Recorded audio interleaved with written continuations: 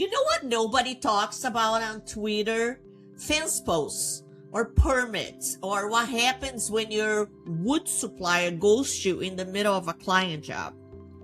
And yet somehow the design first tech guy who builds digital platforms across tech, construction, logistics, healthcare, and fintech now also builds professional steel and cedar fences here in Central Texas.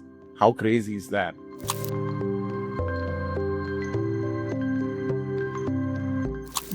This is the most grounded pivot we ever heard of, or the most chaotic, but either way, we are here for it.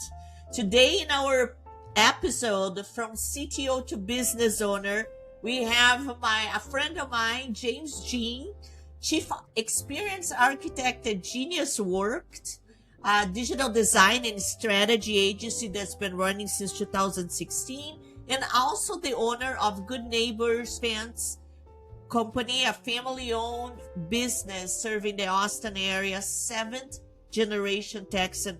He made sure he told me that when he built my fence. So two very different businesses in one very real story. James, welcome to the show. Thank you very much for having me. I'm thrilled to be here. I'm excited to be part of this, and I hope I can bring some value to this conversation. So. How could you not? Just for the record, James, like your fence looks like a design project in Figma. You mean my fence? Oh, got it. Yeah. Well, one of the things about just to kind of jump in with the whole design thing is I'm one of those strange people that sometimes if I'm sitting in a group or in having a conversation, I'll maybe close one eye and will look beyond, and I will start lining things up, edges of a wall with a chair or with something like that. And so clean lines is the name of the game. So that was definitely the goal whenever we were working on that fence. All these horizontal lines with the pretty vertical lines. Oh yeah. I went to St. Edward's University. I was a communication student and in media art. I don't really have a technological background. I just kind of fell into the tech world, and the digital world kind of unfolded in front of me. I'm also a musician, right? So I was thinking about building websites and having to promote your music. And so you learn how to convert, from one sound file type to another, and then you worry about building videos, and then you put it online, and then you learn about the stack, and you learn about delivery and all these things, and then suddenly you have a knowledge and a skills base that puts you in a position of like, okay, well, I can go and share this and actually make money doing that, and leading a technological group through what you learned because you wanted to jam on a Friday night or a Saturday night. So it's pretty cool how these things just kind of happen. Genius Works has been running since 2016, so nearly a decade of the digital design and strategy work. What does that business actually do, like day to day, and who is your target market? So that has changed a little bit over time, because Genius Works, when we started off, it was kind of a digital catch-all, if you will. So it's like I said, it was brand and identity and brand development and that kind of thing from the beginning. But then I also just fell into the whole user experience path. It's like learning music. When you learn to play by ear, you pick up songs and you recognize chords. And so I learned user experience sort of by feel as I went and learned how to deliver user interfaces or dashboards or these things. And then I went and I studied at IDEO or Nielsen Norman Group, and then got certified in user experience. But a lot of what I learned, I just kind of learned just through the practice of doing it, a lot of trial and error. And so I've done everything from, and this was during like when there was an app for everything. You maybe have seen on my website, there was the baby shusher app. You couldn't sell that today the way that you could back in those days. But I literally was privy to seeing this recording. I mean, it was a sound recording of the owner going, shh, and that's all it was. So you hit play and it's this guy shushing on repeat. And, but it turned into a really popular app. I mean, so much it was even on Oprah. And so it's crazy how being in the right place at the right time also is really Absolutely a valuable thing to have happen. When did Good Neighbors fence come into the picture? Walk us through how a tech and design guys end up building fences as well in Central Texas. That's for fun. I grew up in College Station, Texas, and my dad is an electrical engineer and also an entrepreneur. And so I grew up having this analytical father who he's like Monk. I don't know if you've ever seen that show. Like, I ask him a question and he breaks it down to a schematic, so this is the guy that basically invested in my understanding of how things work. And then, but being out in the country, I had to rebuild engines. I had to do everything for myself. I learned how to weld. I raised animals. I did everything that there is that a kid could do. Whenever it comes time to, fast forward to 2020 and I'm at IBM, and I really just felt this thing inside of me say, get out, get out, get out. we all have that calling, don't we? Trust me, whether that's the good angel or the bad angel, we all heard it at one time. Yeah. Well, the thing is this was like at the end of 2019, and I started to feel this like something was coming. And then about March, we all got sent home. So it was, I guess in May, and I just said, I'm not doing this anymore. So I'm not doing this. And so I quit my job without a net at all. And I gave myself 3 months and we flipped and sold our house. So we were in Austin at the time. And so we had bought our house at a good price, and had enough. We made enough on it so that we had, so we sold the house. I bought an RV. So I have been living in an RV for 5 years. We bought a piece of property and we have our RV, and then I have what I call my shedio. It's like one of those, it's a little 10 by 16 shed that I converted into a recording studio, so that I can make music there. And we developed some property with some friends and we moved from Austin to Lockhart, and we were in Lockhart for a couple years. And then when that project had kind of like seen its time, we moved to Gonzales and we bought a little half acre and some chickens, and we still have our RV. And so we just decided to live very, very small. So I know that a lot of people are thinking, this guy, man, how does he make all these things happen? Well, I make things happen because I live small. Amen. Like, I mean, this is the verse of so many people during COVID just went and bought like these, $1 million plus properties. Like, that's not even in Austin. It's like in the boondocks, right? And they pay about like, I don't know, like north of 40,000 in property tax. Oh my gosh. Yeah. So my property taxes went from being around $9,000 to $600.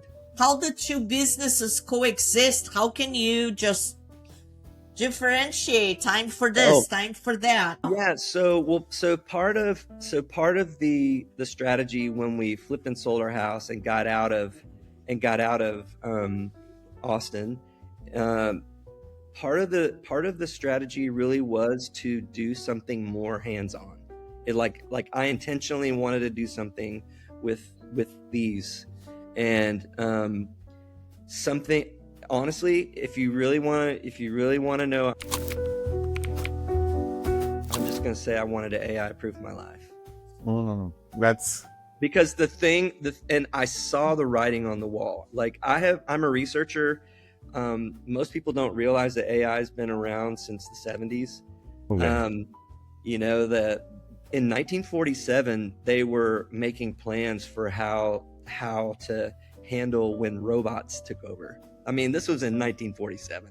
I actually worked for a Brazilian company, and we had developers in Sri Lanka and also in Brazil. And so I was going around the world. Sometimes I was in Sri Lanka, sometimes in Austin. And I did AI work in 2013 where we were doing facial recognition and measuring and interpreting sentiment. And in 2013 is really when I was like, this is going to change things dramatically. And I just saw the writing on the wall, and I'm like, bye, I'm getting out. Wow. Just kind of like from AI to like day-to-day business problems, like 36% of small business owners say cash flow is their number one stress more than anything else. Like as a solo startup founder and consulting company runner, I can totally attest to that. Like, does that ring true for you? How has it been for you? Yeah, for sure. So anytime that you go from making a couple $100,000 a year to not making that much money on your own, it's like there's a dramatic change that takes place. And I felt that. I'm not gonna lie, I felt that on the debt side of things. I was in too much debt, and I was able to take care of some of that and a lot of that with the profits off our house. It costs money to breathe today, you know. So it's like I've definitely felt that in terms of, like, you know, you have a job, and some of these jobs that we do, like even on the fences, I mean, $25,000 fences. And fortunately, it's like we get deposits up front, and I know a lot of construction people do that. And so that's sort of kind of built in where you're getting either a 50 or 60% deposit up front. But there's still a fair amount of risk involved if something goes wrong, or if you have to come back and do something later. Like, I mean, I had to do that on loose fence. Like the wood was green, and it's like it was bleeding the certain stuff, and it's like to take a couple days, and you have to come back and fix things or make reparations. And so it's hard to account for those things because margins on fences are not like they are on, you know, software. Like Yeah. they're very different. One more thing I saw is Genius Works has taken a very bold stance on generative AI, that you don't explicitly use it for creative work. I mean, that's like a strong position in 2026, don't you think, James? Yes, it is. And okay, and I thought about how I was going to justify that. Part of it is it makes me angry. Like competitive advantage for sure. There are definitely things that you can do. Like when I was at IBM, I worked a lot on using chatbots and built chatbots and things like that. And so I feel like, you know, using like the language, the NLMs and creating bots and things like that's not as creative as much. There's also implications legally. So you work with family, right? Yeah. Your fencing company is a family-owned, operated. What's your honestly experience with mixing business with family? Well, it's not the easiest thing in the world, and you know, and I've had the opportunity to be business partners with friends and with family, and I wouldn't recommend it to anyone necessarily. I have a unique relationship with my son, and it's really he and I who are in business together, and you know, we subcontracts, and we have others that, you know, come help us, and I really have learned the art of compartmentalization. Whenever I'm talking to my son about work stuff, he is literally my partner, and I tell him whatever I'm going to tell him, like I would tell any partner. And then I seriously take the hat off, and he's my son. and I can. Oh, wow. That's And a it's good way. and the thing is, it's like one has to be that disciplined, have the right hat on, and it's hard to do, but it can be done. Now, do you ever feel like overwhelmed a little bit with the two businesses running at the same time? A digital client needs something, you're building a fence. I mean, how do you have a system to deal with that? Yeah, well, so and this is really where I'm doing the handoff, because he and I literally are like, we are 50-50 partners on this. Like, it's not like me and he works for me or anything like that. It's like we're 50-50. So if I have something come up, I just tell him. He went into this with me knowing that I was gonna, at sometimes get pulled out, and it makes him angry sometimes, or he gets frustrated with me because I have to tell him, hey, look, I need this much time to go do this. And he works either by himself or he brings somebody else on or something. And so it really is, it's a lot of give and take. And where he has to put up with me taking time out to go and see about something else, I just have to put up with a 25-year-old. Yeah, that's very, very interesting. It's not the easiest thing, but especially when you're older. I'm 55, and I remember what it's like to be 25, and you just have to. Kind of like the flip side, even since during COVID, like employee engagement has been like slowly starting to tank, costing like 400 billion plus in lost productivity. Not to mention like the AI economy related layoffs that are happening every day. I don't know if you all noticed, article just yanked 30,000 employees, which is like about 18% of their workforce today morning just through email.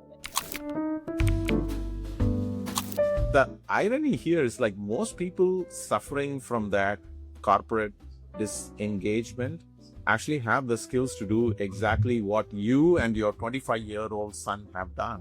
Like, what do you think stops the others? Well, I think what stops them is perhaps that they don't think it's going to happen to them. Or they think they're going to dodge a bullet, or they're just not. It's about their perception of the reality that is starting to present itself in these times, and I'm grateful that I guess I feel like I received some divine insight on some of these things, and so I feel like I have been prepared. And I'm not the sharpest tool in the shed on some things. I miss things, but on this, I saw it coming, and I really just had to bite the bullet. Where be ready to live small, be ready to doing multiple things, having a cumulative salary or a cumulative income, instead of having one thing that's really good, and nursing this thing that's not great, but really just taking all the small wins and surviving that way. And so I think people need to learn how to diversify. And there's, most people attribute this whole diversification to like being super wealthy, where it's like, oh, well, yeah, I'm going to have my options and I have all these other investment portfolio things that I've got going on. But it's like, it really comes down to, I need to pay these bills. I need to do this. I mean, I think it'll be that small sometimes. Mm-hmm. So when we talk about like diversification, like what's the one question that you would want someone to ask before they decide to manage two businesses instead of one? Are you sure you want to do this? Are you ready? Really, it's like, how afraid are you to fail? And I think that really is the thing. And I think that doesn't become a real question until you're in it, and because we all have a tendency to that's a UX term, to the happy path. You don't plan for exceptions. You don't plan for what happens when this goes wrong or when this goes wrong. But we all kind of have this idealistic,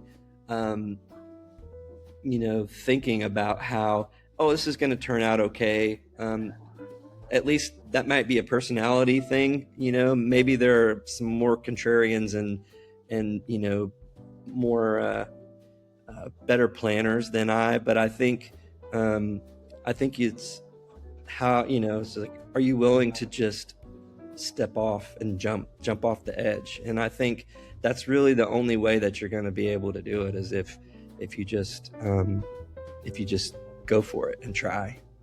No, I think you mentioned, you have to be willing to fail too, right? But did it improve? Like, do you feel that getting out of corporate America and building two completely different businesses, like, improved your quality of life? For sure. Well, I think there's one of the software maxims is fail fast, right? You hear fail fast so that you learn what not to do quickly, and you learn from your mistakes and that kind of thing. So I think when you're constantly learning from your mistakes and you make a lot of them, you grow a lot, and within a certain amount of time. And eventually, I've had to learn lessons multiple times, and you just become better at finding, like, real practical solutions that actually fix the problem that you encounter. And sometimes it's really more niche and relevant to me as an individual than the group, right? It's like what's going to work for me. Because not everybody would want to live in an RV, Not everybody. I went from I can fit inside an RV, like I'm probably hitting my head. But I went from having a 2,400 square foot house, 4 bedrooms. I had a studio, all these things. We've lived in 296 square feet for the last 5 years, and you learn what you need and what you don't need, and you learn how to live with. And we have a boxer and 2 cats. So you also learn how to do all that. And and I know, Lou, I don't know if your puppies would handle. No, nowhere near. I would let my puppies, near your boxer. So here's what I learned today. You don't have to pick a lane, but you do have to be honest why you choose one.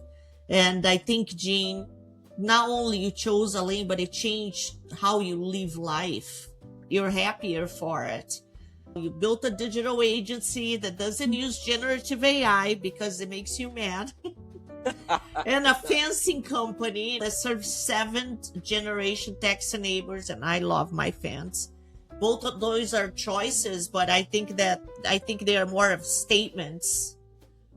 Yeah, the pattern here that I see from you, James, is like meaning isn't found in one big bet or your first bet. It is built across multiple bets as well as completely different kinds of work. And that contrast, not being afraid of failing, is what makes you whole. Yeah. No, absolutely.